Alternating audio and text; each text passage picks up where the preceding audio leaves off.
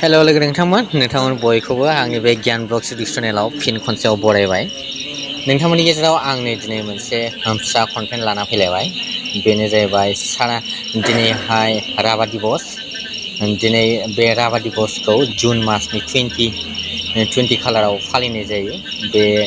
बेनो जाहैबाय बिष्णु प्रसाद राभा।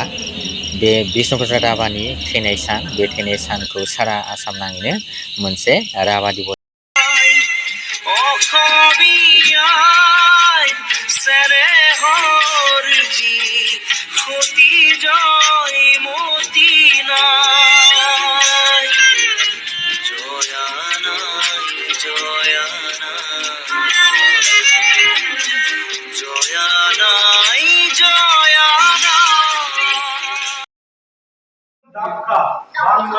हिसाबै फालिनाय जायो। दा बेवहाय बिथां बिष्णु प्रसाद राभाया 1909 मायथाइयाव जोनोम मोनदोंमोन। बेनिफ्राय बियो गोबां हाबा मावबोदोंमोन। बेनिफ्राय बियो जोबोद मोनफ्रोमबो गोबां फिल्डआवनो आखा फाखा जाबोदों।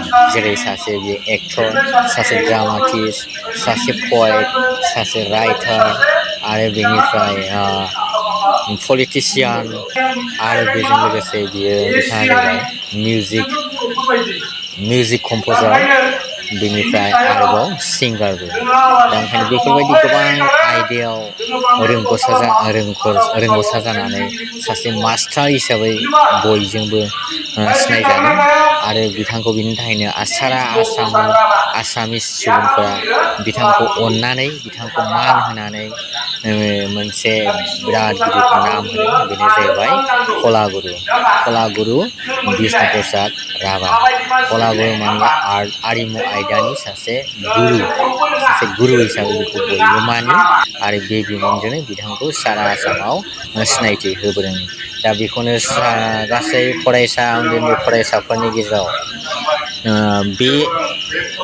बेफोर बाथ्राखौ मिथिनायनि थाखाय आरो गाव गावनि साफा स्टुडेन्टफोरनि लाइफआव मोनसे धाउथि लाबोनो थाखाय, मोनसे रिफारेन्स लाबोनो थाखाय बेफोरबायदिनि जिउ खौरांखौ मिथिहोनाया जोबोद गोनां। बेनि थाखायनो बे प्रग्रामखौ लादों।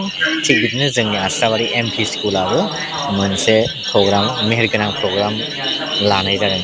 दा बेवहाय जों आलासि हिसाबै जोंनि क्लासनि सिङाव थानाय CRCC सार बिथांखौ आलासि हिसाबै लानानै जों बिथांनि आखाइजोंनो बिबार बावजेनो, आलारि बाथि सावनानै बिथांनि फट'आव आलारि बाथि सावनानै बिबार बावजेनो आरो आलारि बाथि सावजेनो। बे हाबाफारिखौ जों CRCC सारनि गेजेरजोंनो मावफुंनानै लानाय जायो। दा अब्ला नोंथांमोना भिडिअखौ सम सम बेबायदिनो नुलांबाय थागोन। आरो दासिमाव जाय बिथांमोना आंनि चेनेलखौ साबस्क्राइब खालामनानै लायाखै, जाहाथे साबस्क्राइब खालामना होयो। बेनि थाखाय आं खावलायबाय। मानोना नोंथांमोननि मोनसे साबस्क्राइबानो आंखौ इयुनाव आरो बेबायदिनो गोबां भिडिअ लाबोनो थुलुंगा होगोन आरो आं थुलुंगा मोनगोन। आसा खालामबाय नोंथांमोना साबस्क्राइब खालामना लागोन आरो हायोब्ला लाइक आरो कमेन्ट खालामना होयो। बेनि थाखाय खावलायबाय।